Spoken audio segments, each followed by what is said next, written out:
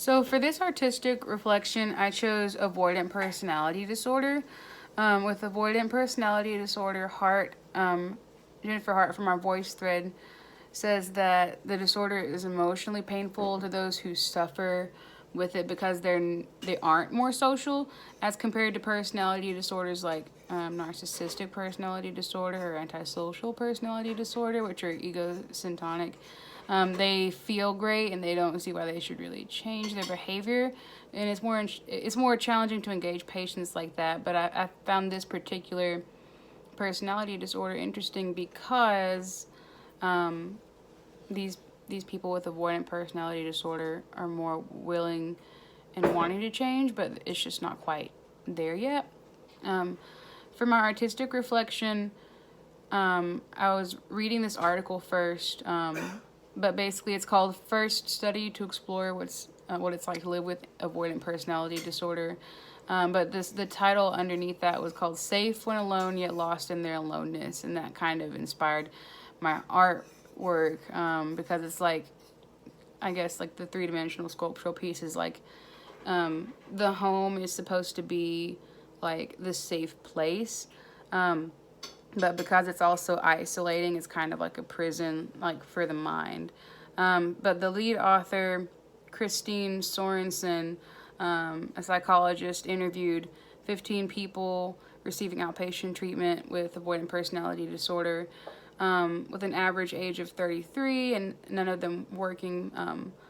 But Sorensen and the colleagues said that the overarching theme that emerged from the interviews was the participants' struggle to be a person, is what they had said. They felt safe when alone, yet lost in their aloneness. The people in the interview said that they really longed to connect with others, but they feared getting too close. In the researchers' opinions, the participants' profound difficulties with their core self and in their dealings with others corresponds to a personality disorder diagnosis. And beneath that theme of struggling to be a person, there's another main theme. The first being fear and longing. This included the participants' descriptions of having to put on like a mask when socializing, and the second being their difficulty feeling normal. For avoidant personality disorder, improvisational music therapy may be beneficial for the person-to-person communicative reception and the opportunity for musical entrainment or like synchronization. Engaging in music therapy process is relational. It's like fully embodied. It's multisensory.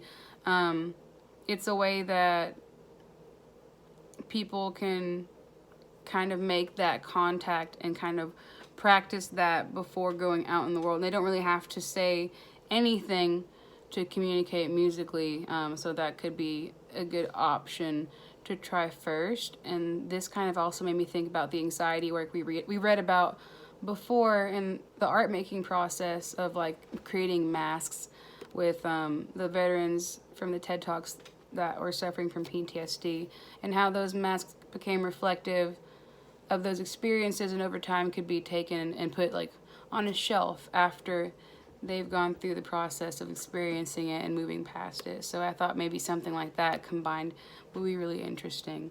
But yeah, the client wouldn't have to talk physically. They could use the music as like a conduit to start like empathetic conversation, like call and response. And that could be used to further communication in other sessions to help the client manage and frame social situations from that point forward. So yeah.